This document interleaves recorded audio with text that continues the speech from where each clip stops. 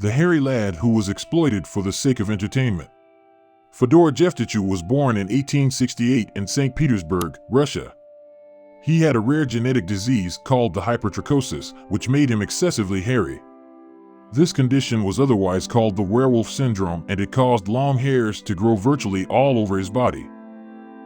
Back then, there was no plausible explanation or medical findings on Fedor's condition, except for the general notion that hairy people were close to animals. The people who exhibited this hairy nature were usually referred to as dog people. This was because most of their bodies were covered in hair, just like dogs. This unusual physical condition brought so much attention to Fedor, and by performing as a circus freak, he earned more fame. His father, Adrian, also had a similar condition and was known as the Siberian Dogman. They performed together as a father-son act within Russia and in some parts of France. Before Adrian and Fedor started performing at circus shows, they had been found by two hunters in the Russian forest. These hunters had an interest in unusual families and tried to introduce them to civilization.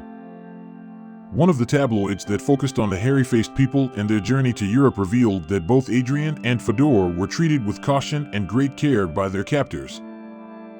Although Adrian made several efforts to escape after they were captured, his attempts proved unsuccessful because they were under strict supervision and were made comfortable in every way.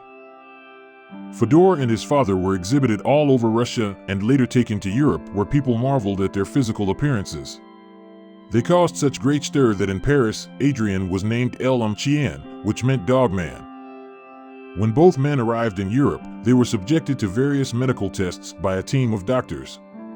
After the medical examinations, it was concluded that Adrian was about 50 years of age, while his son was about 2 to 3 years.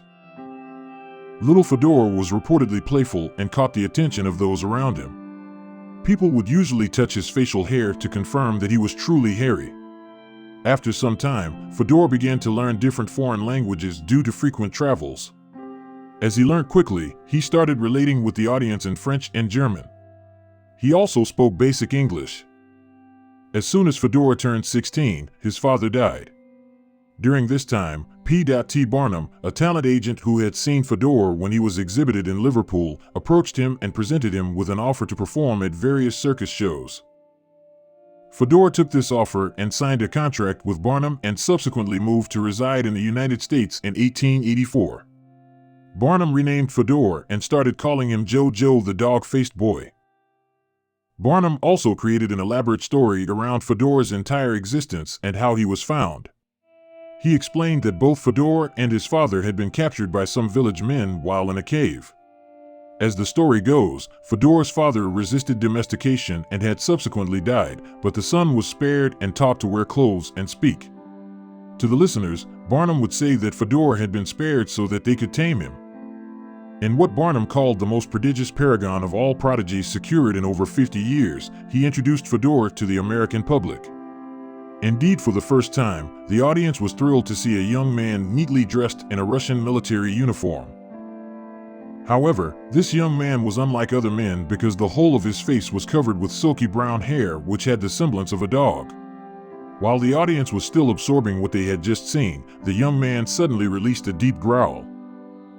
In subsequent performances, Fedor continued to growl because it was what the show producers expected from him. Doing so made the audience find him interesting. What would later follow was an ecstatic crowd gazing with jaws agape at what they had just seen. From then, Joe the dog-faced boy became an instant sensation. In America, Fedor was billed as a half dog, half man.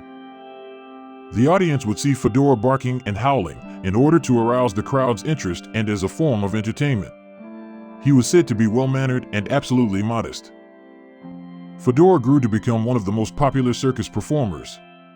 In Europe, he was one described in the New York Herald as the most absorbingly interesting curiosity to reach their shores. As regards having a family, Fedor never got married or had children. Fedor traveled to various parts of the world to perform at Barnum's shows. The last place he performed was Greece, where he subsequently had pneumonia and died in Saloniki in 1904 at the age of 35.